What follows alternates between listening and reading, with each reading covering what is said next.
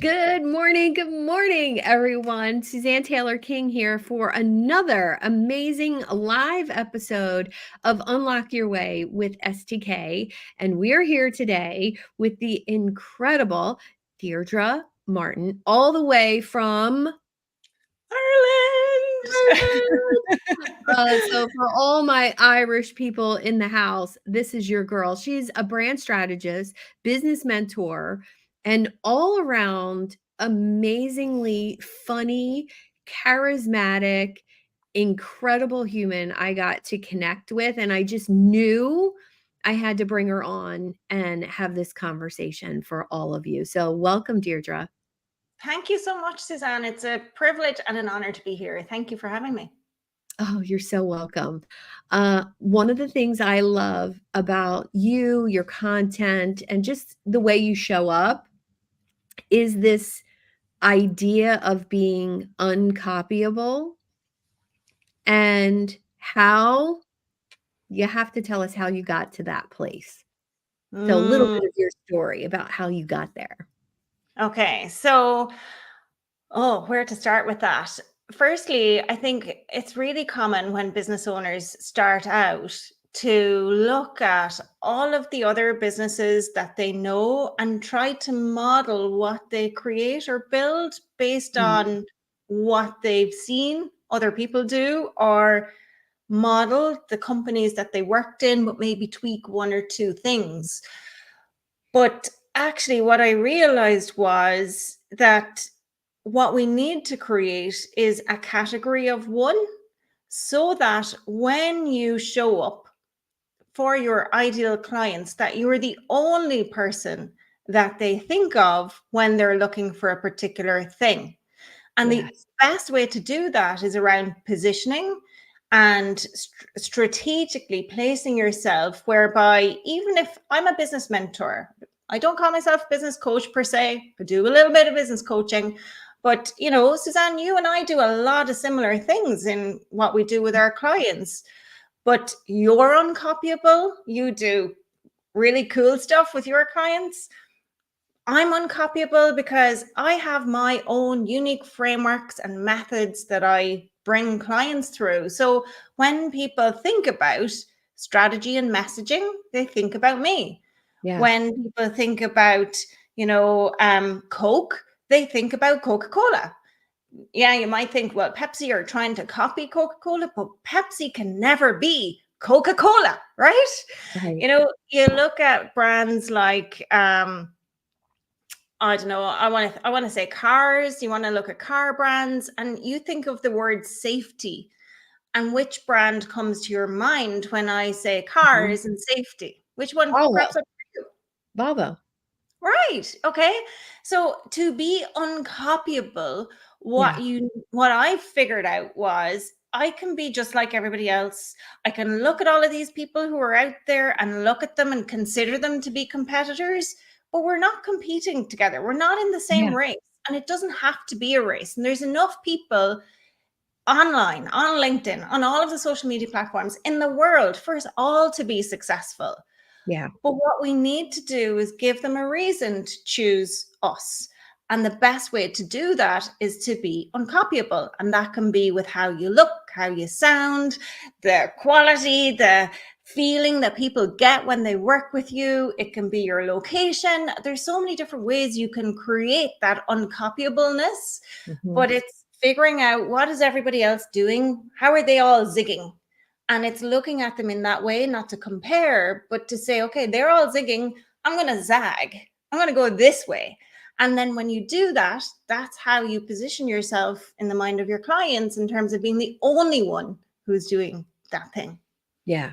I love this so much because I think that's the growth differentiator for so many people that I had to, if I wanted to grow, I had to lean into that.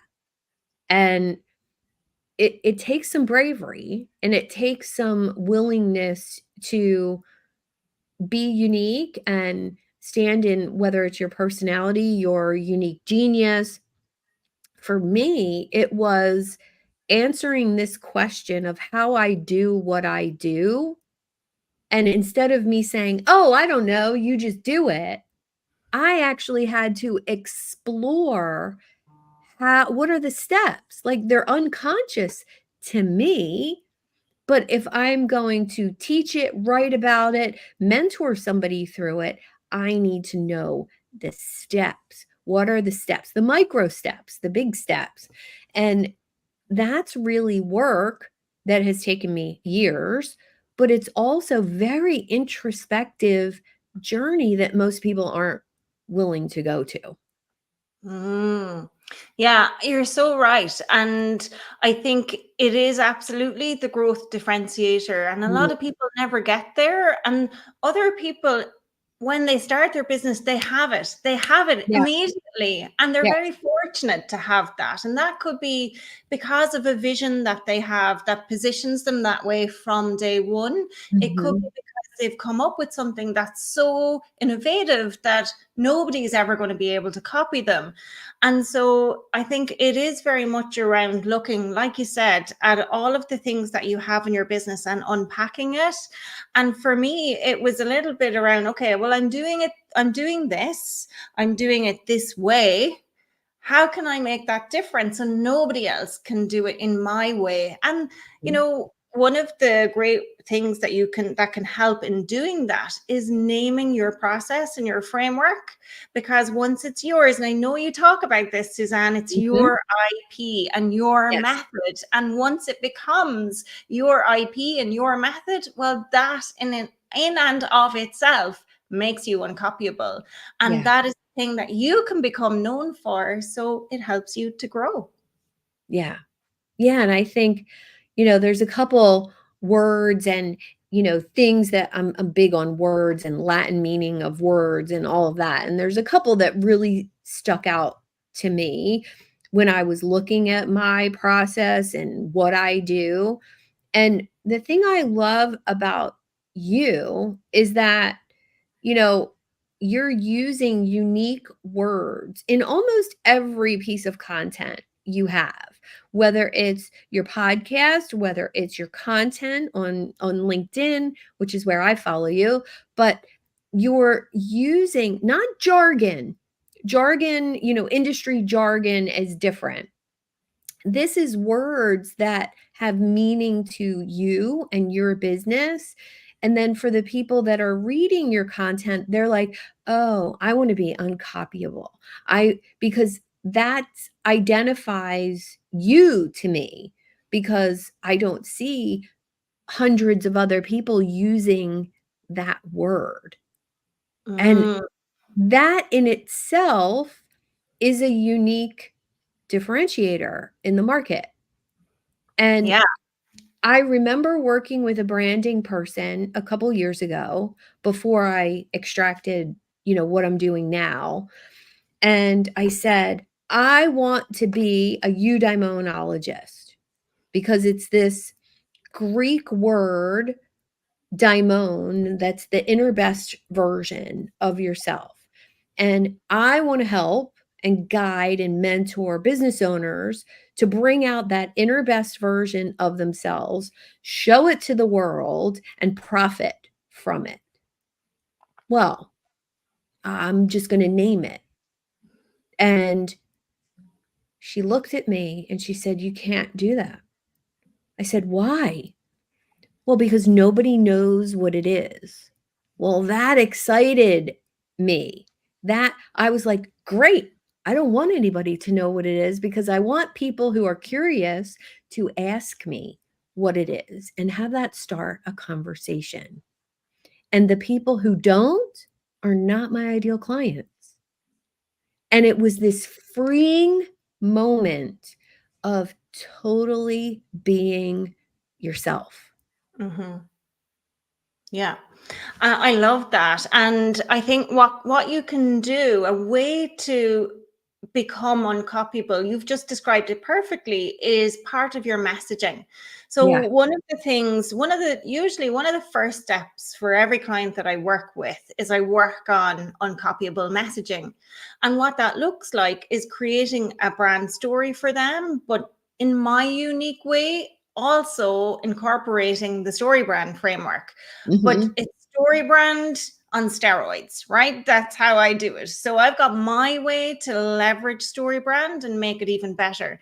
And one of the things that I create for clients as a result of that messaging session is a word bank. And that word bank is taking all of those phrases, not the jargon stuff. Sometimes I even include a jargon buster, depending on the client. Sometimes they need it. But what we do is we create a vault or a bank of words and phrases that people can associate with you, because the idea being that you inject these words intentionally into your copy, your social media posts, your sales conversations, your website, and everywhere. And that's how certain words become synonymous with you, right? So, Yeah. for example, right now, one of the things I'm working on is, you heard it here first, Suzanne, I'm about to launch a new mastermind. And I've never run a mastermind before. I'm so excited. I've been in so many masterminds over the last number of years, and I'm really, really, really excited to run my own. And my mastermind is for people who want to make their first million or make multiples in their business.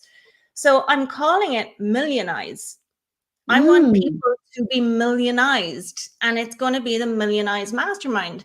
And naming is so important. Like, people, I think, underestimate the importance of naming, because naming, again, is something that can make you uncopyable and different. And so, in the Millionize, we will have a Millionize vault of resources. We'll have Millionize CEO board meetings. We'll have things like that. We'll have a Millionize SOS option if people need it. But the idea being is that there's a bank of words that become synonymous with this program that I'm going to offer. And the idea being is that when people think about making a million, they'll think of Millionize, because they'll hear this language over and over and over again. And so it's intentional. It's intentional familiarity. And why that's so important is because when you use those phrases and keywords, and it not for SEO purposes, when you use them, what happens with that familiarity is people start to trust it. Right. And people buy when they trust you. They buy when they're familiar with what it is that you're offering. And the best way to do that is to be repetitive. Ugh. Right? The hardest thing to do for my clients, number one, is that, because my clients are creative like me, visionary like me, and talking about the same thing all the time is not where they want to play.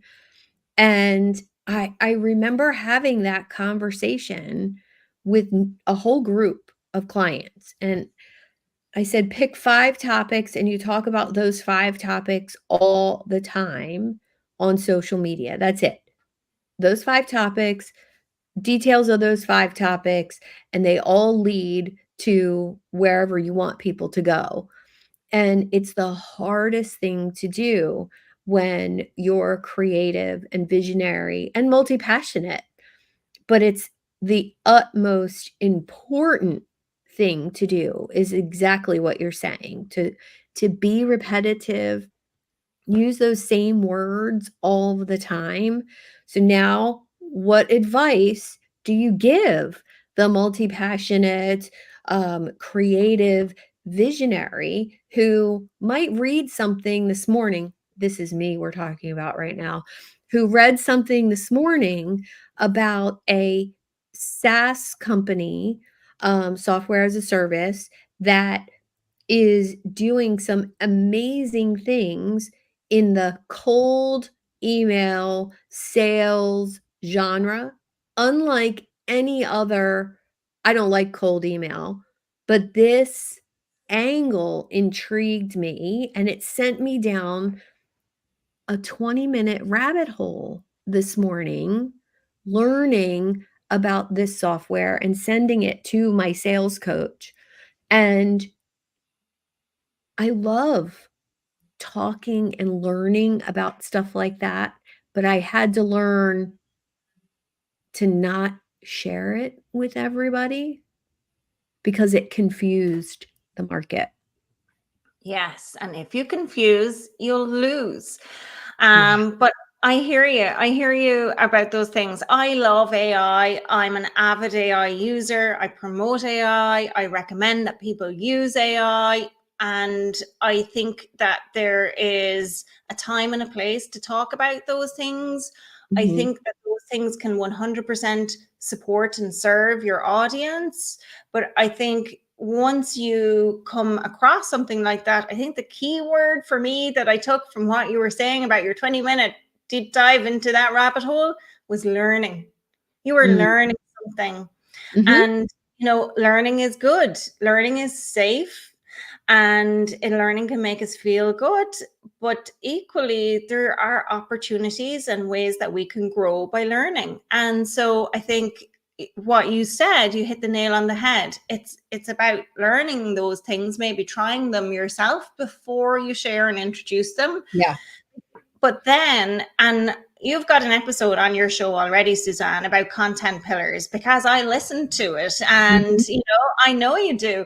And what you can do is you could introduce under one of your content pillars something that relates to what you've learned. But once it comes back and resonates in some way with one of the topics in your content pillars, and that can be you keeping up with trends, with what's current, with what's Yeah. going on, but it doesn't mean that you're veering totally off track. And, sometimes people regularly ask me, Deirdre, on LinkedIn, because mostly my clients are on LinkedIn, that's where I hang out all the time. But people typically ask me, Deirdre, can I share a personal story of me on LinkedIn? Or, if I'm going for a walk on a trail, a hike on a trail with my dog, can I share that? And I'm like, yeah, but share why you're on that walk. What, Mhm. that to do with boundaries in your business? Do you have such set boundaries that you can close your laptop and go for a walk? And then do you talk about boundaries with your clients? Is that something that you teach them? And if so, well, then break down 3 tips that shows you're literally living what you do. And so if you go down a rabbit hole and you learn around about this cold email thing, Suzanne, if that Mhm. relates back to a growth topic or pillar that you have, then it reinforces that you are different. It reinforces that you are on this growth curve and learning Yeah. journey, because we can't all stay the same. And even to be uncopyable, we have to manage that and make sure that we remain uncopyable by staying ahead of what's coming. And there's so much coming with technology. So Yeah. keep learning. Keep Yeah. doing. Well, when I think about that, learning is love of learning is my number 1 or 2 top character strength. Like, that's so I feel lucky that the career I chose for the second half of my life allows me to basically get paid to learn for other people, even though it's a joy for me, right? I can look at it as I'm learning for my clients. And I remember the first time that I leaned into that and offered AI tools with a program I was teaching. And I didn't put it on the sales page, but it was there every week, and people would show up and they would get a tool to help them do whatever we were doing.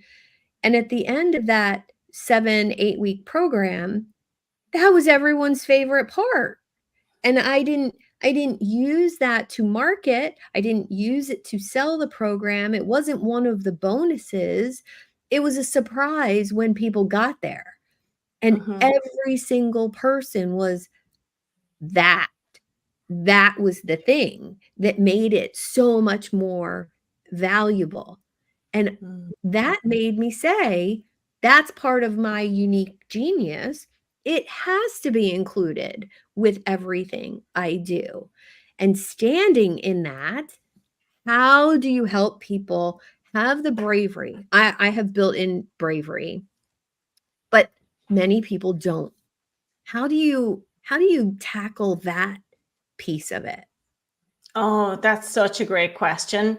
And, you know, even for me, it's been a journey because, like you, I had great bravery for quite a long time. And I think once I hit adulthood, that kind Mm. of maybe with responsibility, Yeah. maybe I wasn't so brave, a little bit more risk averse.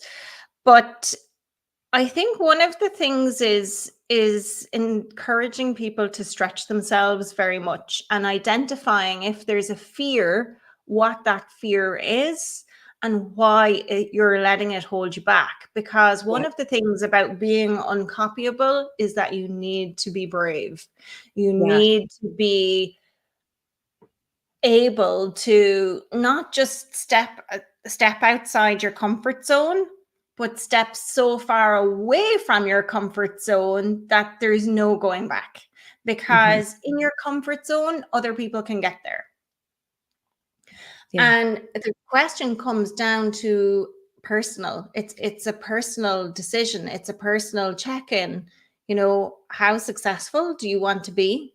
What are your motivations for doing things? And what are the blockers that are holding you back from pushing, from doing those things? What is actually stopping you? And if it's a case that there's something that's holding you back, what are the consequences of staying stuck? What are the consequences of staying small? Because sometimes what happens is the consequences are so intangible, or there's something that we never consider, that we feel it's safer to stay stuck. But once we become aware of what it is, then it's like, okay, yeah, that's dangerous staying there. It's actually less of a risk to be brave and move forward and do the thing. And, you know, I think a lot of it, as I say, it comes down to fear. And that fear can be fear of rejection, fear of regret, um, you know, fear of failure, and also fear of success. And it Mm. can be with the success, it can be the responsibility that comes with the success, which again, people often don't consider. Like, if this really takes off, oh my gosh, I'm going to have so many clients, I'm going to have so many things to put out there. How am I Yeah. going to cope with that? And that can feel like a lot. But to take your character strength, one being of learning, is that it is a learning process, it is a growth journey. And on that journey, you have to make a decision. And I think if we don't feel challenged, if it's not making us a little bit uncomfortable or a little bit nervous, then it's not challenging enough. And you're not pushing far enough beyond your boundaries or comfort zone to be different enough. And Yeah. again, the growth is in the differentiation. Yeah. I mean, as soon as you said that, I was like, well, that's why I got rid of things last year that were too easy, that I didn't have to learn anything to show up and do. And that realization that I'm deleting something that doesn't require prep. I'm deleting something that I could show up. You could tell me the topic, 5 minutes before the mastermind group started and done. Like, and it, because it wasn't challenging me, and that sounds arrogant or whatever, I don't care at this point. It was too easy for me to be excited about it. And I know myself. I know that if something, "Oh, yeah, I know how to do that. That's easy." If I feel that way, I don't wanna do it anymore. I Mhm. want to be able to say, that I'm gonna have to learn this, this, and this. I'll have to figure out a problem in order to do that thing." And I love problems. Give me more problems. I wanna figure them out. And leaning into that unique ability was exactly where I had to go for myself so that I could help other people do it. Mhm. That makes so much sense, Suzanne. And Mhm. it's interesting too, because some people probably told you or asked you, what are you doing, Suzanne? That's crazy. Why are you doing that? It's easy. The money's coming in. The clients Yeah. are coming in. You can do it. It only takes you 5 minutes prep. Why Yeah. would you stop that? Mm-hmm. But that is exactly where the magic is. And again, like one of your episodes that I listened to previously, I was with Jose Escobar, and Oh, I yeah. loved what he'd said. He mentioned about people were saying to him, you can't build a business organically. And Mm-hmm. he's made over $1 million by building his business organically. People told him he was nuts and that it couldn't be done. Yep. Yes, it can be done. And I think a lot of it comes from, and where that decision comes from, to come back to your point. And it was interesting. I've heard one of my clients actually say this today on an Instagram story.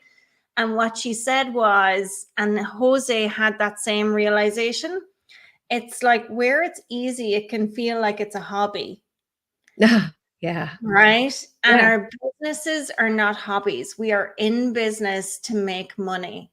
Mm-hmm. And the more money we make, the more people we can help. The more people we help, the more money we make. Right. So Yes. it is about service. And when we show up with that mindset of it, easy is nice, simple is better. Mm-hmm. If we can create something bigger and bolder, but yet simple, it can, like, you can millionize it, right? You Yeah. can millionize it, and it can be magical.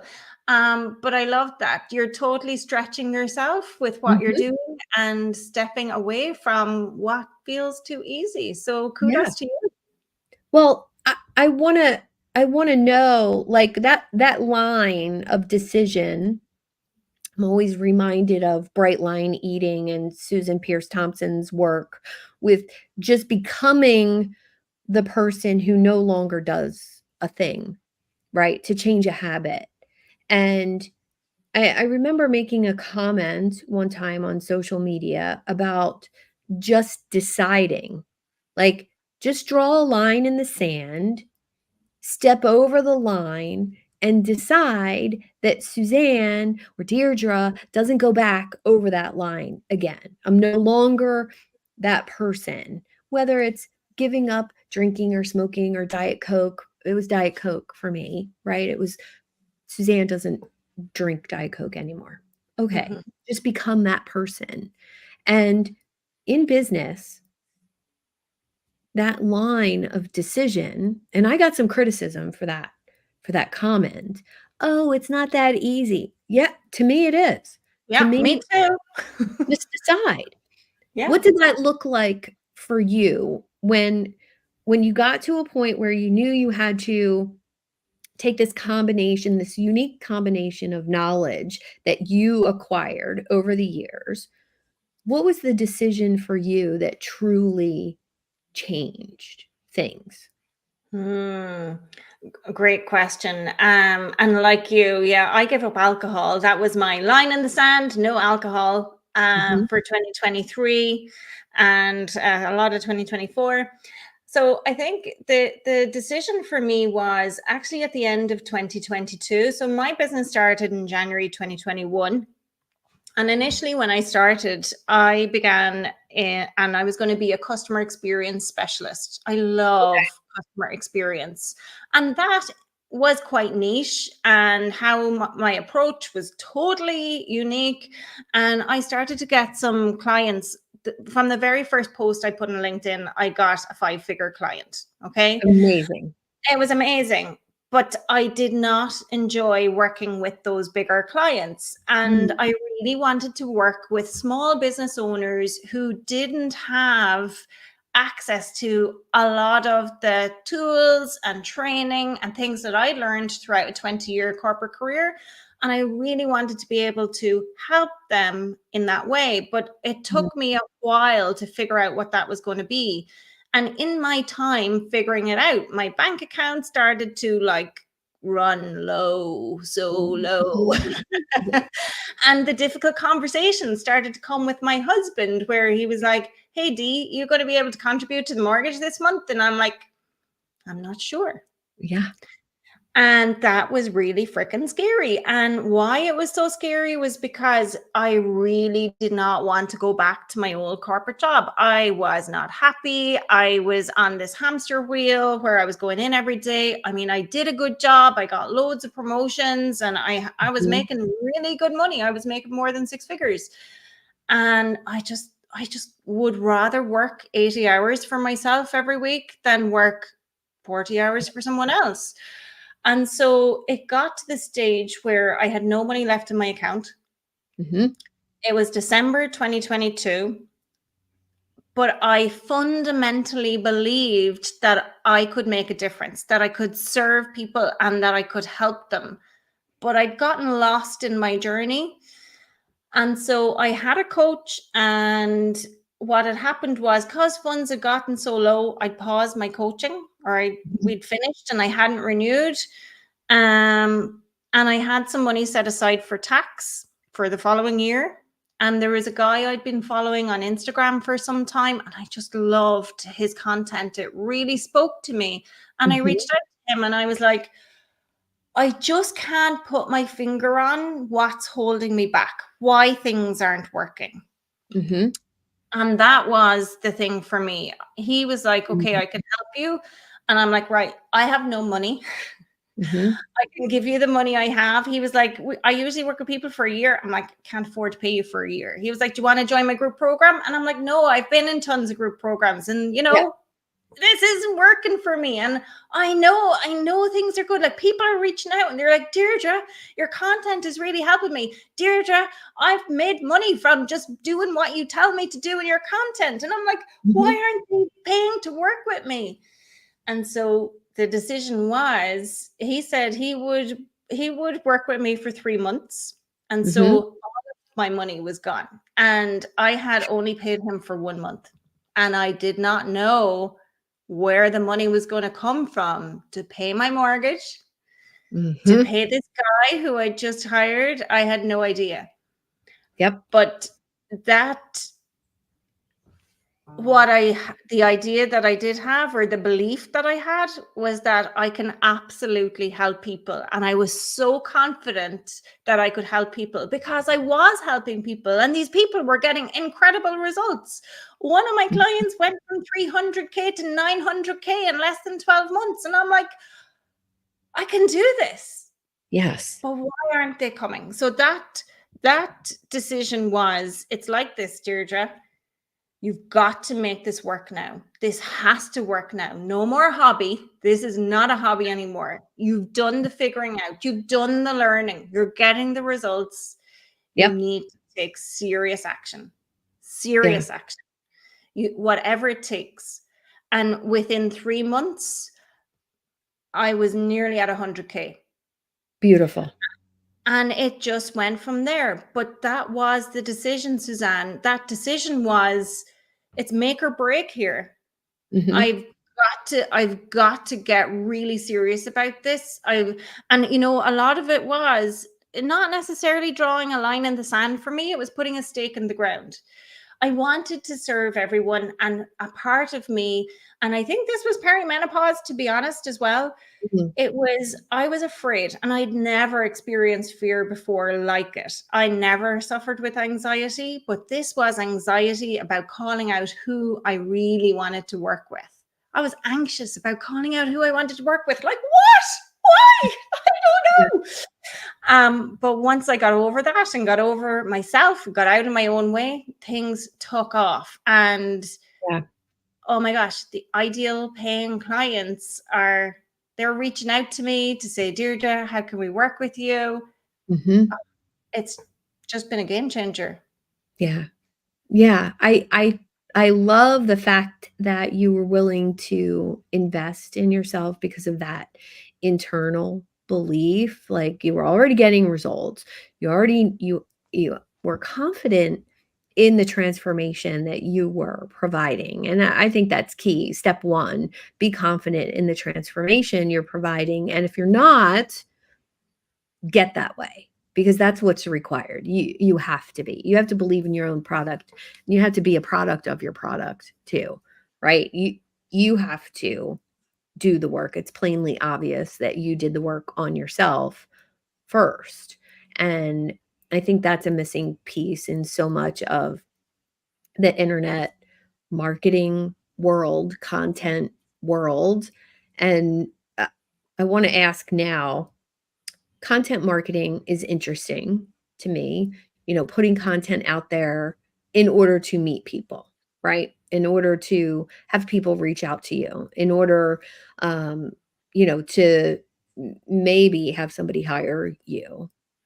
I have noticed in the past, probably year, that the content I put out is really just the authority and trust builder, that the reason people are reaching out is because of events and trust and meeting me, or hearing about me from someone else, not necessarily reading a post and saying, oh, I need to hire Suzanne. But when they look at my content, they're like, oh, yeah, so and so mentioned her, and I need to have a conversation. So it's kind of like this. It's not the catalyst for making somebody push buy, but I feel like it's the relationship starter. And it's kind of the, oh, yeah, she's legit because she's producing information. And oh, there's her information. There's the body of work. So that ups the trust factor.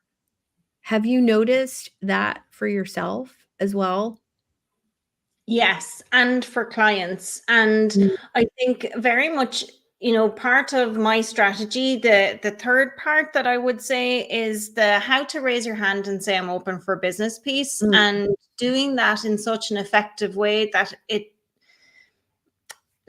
doesn't sound like you're like, hey, please come and buy from me, because Right, nobody right. likes that, right? And that can be repelling. So I think you've got to, in your content, you've got to look at that part. And I don't know, how many times is it? They say 24 times it takes before Mhm. somebody trusts you and likes you. And so definitely in terms of the content and frequent content and consistency with your content absolutely helps you bring strangers into your world, into your Yeah. little corner of the internet. And then once they come into your corner of the internet, it's to like drown them in value, in stuff that's going to help them, in stuff that's going to be pragmatic enough or inspiring enough so that they can keep going on their journey. Yeah.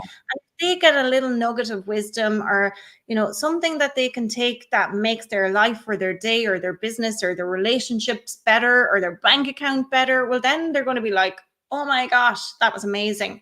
And I Yes. think in doing that, you definitely build trust. And I always say, how bad is it to be known as the generous person? How bad is, somebody said that to me the other day, Deirdre, you're so generous with the knowledge that you share. And I'm like, Mhm. well, I'd rather be known as generous than stingy. Yeah. Yeah. But I think to add to that, to go back to the hand raise point, the nicest way to raise your hand and get people to take action and reach out to ask them to buy without them coming into a masterclass or onto your email list is to share stories. And Mhm. those stories are so powerful. So if you share a story about a client's success, like those are my favorite stories to share. Yeah. And it Yeah. can be, Suzanne came to me and she had this challenge, or she went from this to this. So you talk about the transformation that they experienced and the steps that you brought them through. And those steps should align with your offer and the pillars that you talk about in your content.